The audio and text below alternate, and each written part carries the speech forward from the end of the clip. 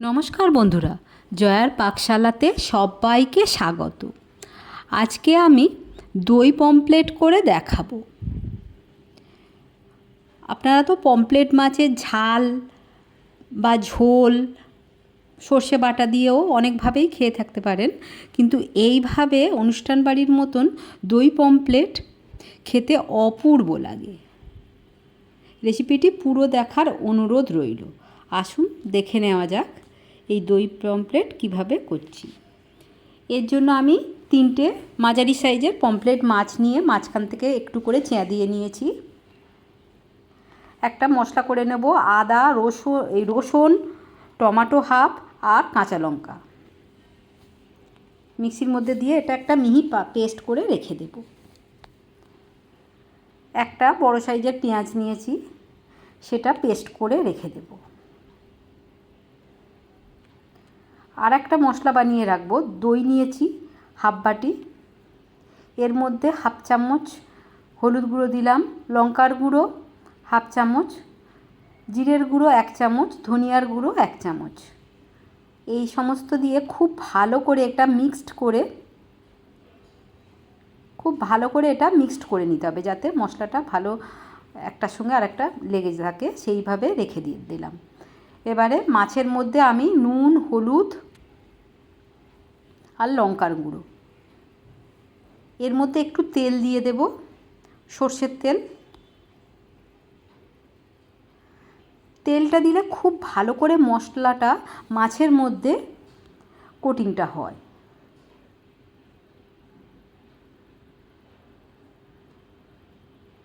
এইভাবে মাখিয়ে আমি 2 মিনিট রেখে দেব, যাতে মশলাটা খুব ভালো করে মাছের মধ্যে যায়। আর মাছের মাঝখানে কেটে রেখেছি, মশলাগুলো খুব সুন্দরভাবে মাছের মধ্যে ঢুকবে। একটা ফ্রাইং প্যান নিয়েছি, তার মধ্যে তেল দিয়ে দিলাম। তেলটা একটু গরম হতে দেব।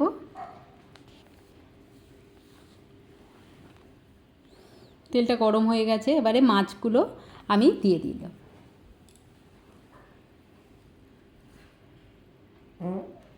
হালকা করে ভেজে নেব, খুব কড়া এটা ভাজবো না, বেশি ভাজলে মাছটা খেতে ভালো লাগে না। মিডিয়াম ফ্লেমে মাছটা ভেজে নিতে হবে। এক পিঠ হয়ে গেছে, আমি আর এক পিঠ উল্টে দিচ্ছি।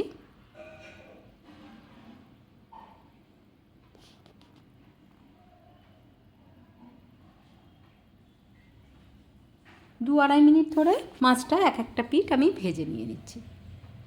মাছটা ভাজা হয়ে গেছে, আমি তুলে নিচ্ছি। দেখুন, এই যে হালকা কালার হবে, এই রকমভাবে মাছটা ভেজে নিতে হবে। ফ্রাইং প্যানে অনেকটাই তেল আছে, আরও একটু তেল দিয়ে দিলাম। আমি এটা সর্ষের তেলে করছি, আপনারা সাদা তেলেও করতে পারেন। একটা শুকনো লঙ্কা দিলাম, আর কালো জিরে দিলাম হাফ চামচেরও একটু কম। যে পেঁয়াজটা বেটে রেখেছিলাম, এবারে সেই পেঁয়াজটা দিয়ে দিলাম।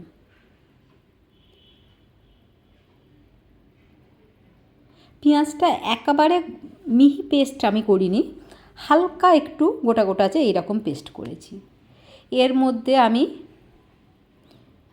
রসুনের যে পেস্টটা করেছিলাম, রসুন টমেটো আর কাঁচা লঙ্কা দিয়ে সেইটা দিয়ে দিলাম। টমেটোটা আমি মাঝারি সাইজের হাফ টমেটো দিয়েছিলাম। দিয়ে মশলাটা খুব ভালো করে এটা কষিয়ে নিতে হবে, রসুনের কাঁচা গন্ধ যতক্ষণ না যায়।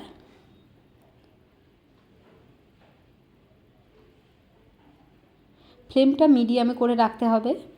এবারে যে দইয়ের পেস্ট করে রেখেছিলাম, সেই দইয়ের পেস্টটা দিয়ে দিলাম। একদম লো ফ্লেমে দইয়ের পেস্টটা আমি দিয়ে দিলাম, নাহলে দইটা ফেটে যাওয়ার চান্স থাকে। এইভাবে আমি বেশ কিছুক্ষণ ধরে এটা কষিয়ে নেব।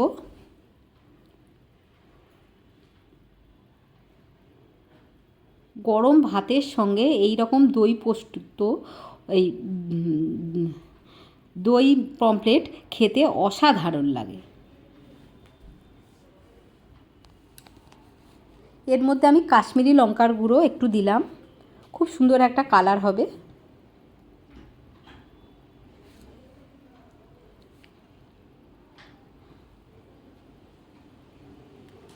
আরও কিছুক্ষণ এটা কষিয়ে নেব যতক্ষণ না তেলটা ছেড়ে আসছে।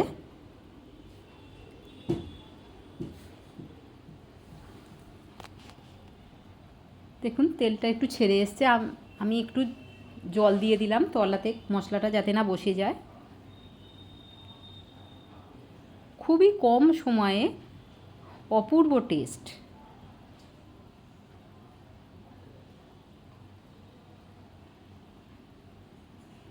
মশলাটা 3-4 মিনিট ধরে এটা কষিয়ে নিতে হবে। দেখুন খুব সুন্দর তেলটা একদম ছেড়ে এসেছে।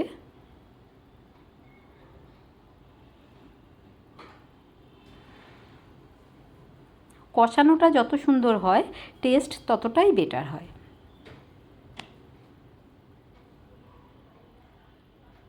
গরম ভাত, পোলাও সবার সঙ্গে এটা খুবই সুন্দর খেতে লাগে। আমি এবারে জল দিয়ে দিলাম হাফ বাটিরও একটু কম। আপনারা যেমন গ্রেভি চান সেই অনুপাতেই জলটা দেবেন। এবারে এটা একটু ফুটতে দেব। রেসিপিটি ভালো লাগলে লাইক, শেয়ার, কমেন্ট এবং সাবস্ক্রাইব করতে ভুলবেন না। পাশে থাকা বেল আইকনটি প্রেস করে দেবেন।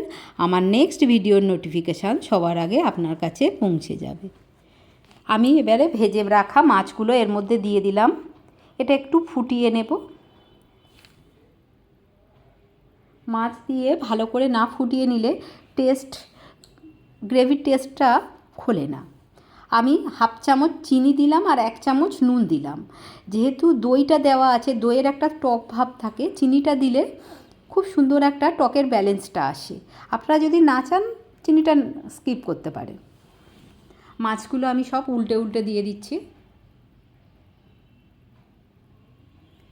হয়ে গেছে। আমি ওপর থেকে একটু ধনিয়া পাতা ছড়িয়ে দিয়ে দিলাম। এবারে আমি ফ্লেমটা অফ করে দেব।